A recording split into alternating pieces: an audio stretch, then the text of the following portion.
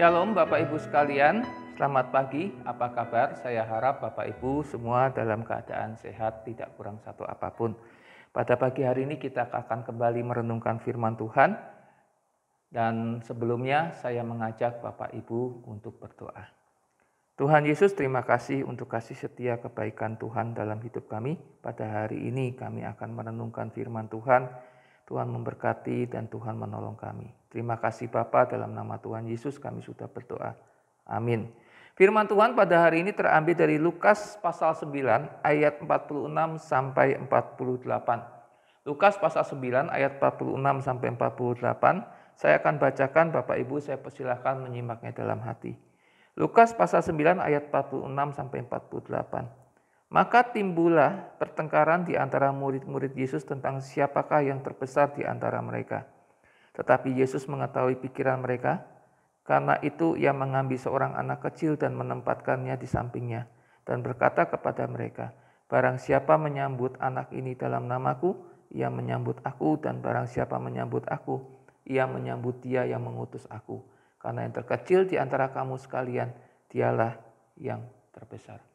Bapak Ibu sekalian, satu ketika saya bersama dengan teman saya masih kuliah, waktu itu kuliah S1, kami ada weekend setiap minggunya. Dan saya dan teman saya mendapatkan weekend di satu desa yang lumayan jauh dari kampus. Itu sekitar 3 jam perjalanan naik bus. Nah, desa itu cukup lumayan, harus jalan kaki setengah jam untuk sampai ke desa. Nah, waktu hari Minggu ibadah biasa tuh yang datang orang-orang yang sangat sederhana, yang mungkin sekolahnya itu nggak tamat, SMP aja nggak tamat, bahkan ada yang nggak sekolah gitu ya.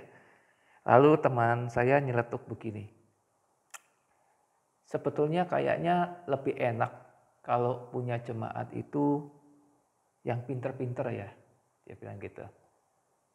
Lalu saya tanya, kenapa? Ya enak kalau punya jemaat yang pintar-pintar, kita lebih gampang jelasin firman Tuhan.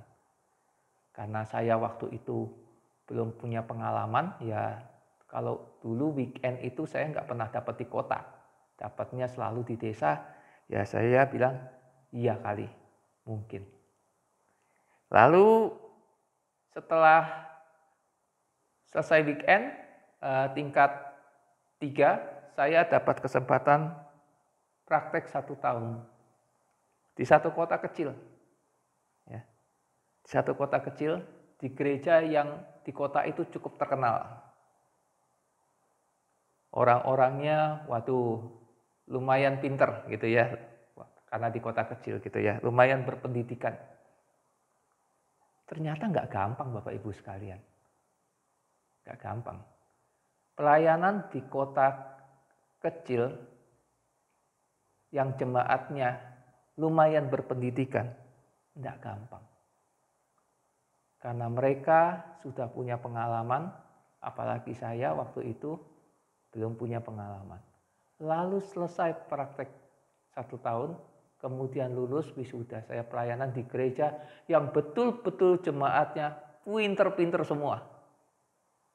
Mumet guling-guling Bapak Ibu sekalian. Pusingnya minta ampun, kita ngomong apa dibantah, kita ngomong apa dibantah.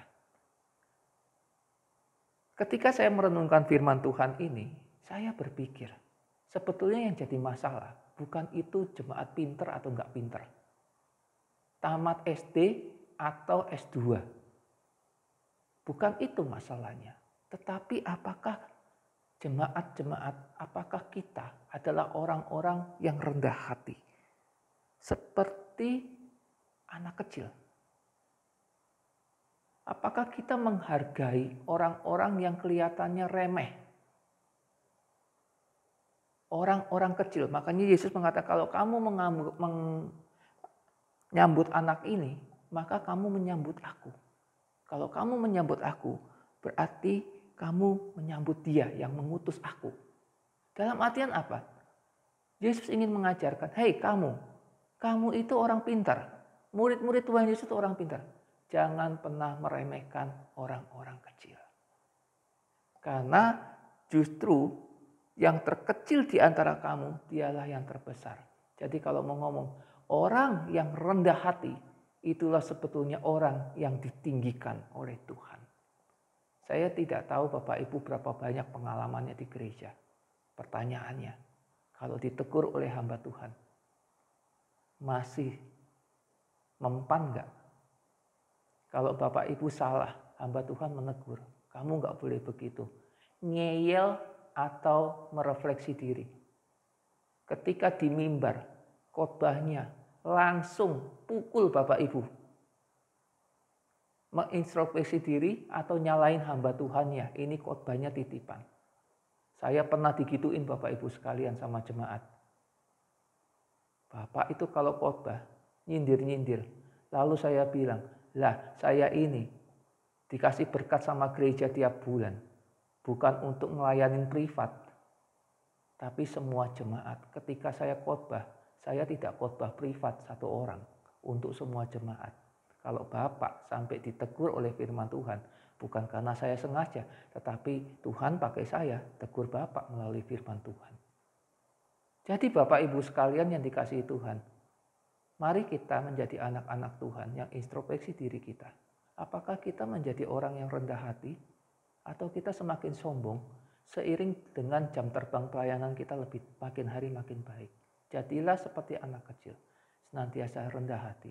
Jadilah orang-orang yang menghargai orang-orang kecil sehingga kita dihargai oleh Tuhan, sehingga kita ditinggikan oleh Tuhan. Mari kita berdoa. Tuhan Yesus, terima kasih kami sudah merenungkan firman-Mu. Biarlah melalui apa yang kami renungkan, kami menjadi orang yang rendah hati sehingga kami ditinggikan oleh Tuhan. Terima kasih Bapa, dalam nama Tuhan Yesus kami sudah berdoa. Amin.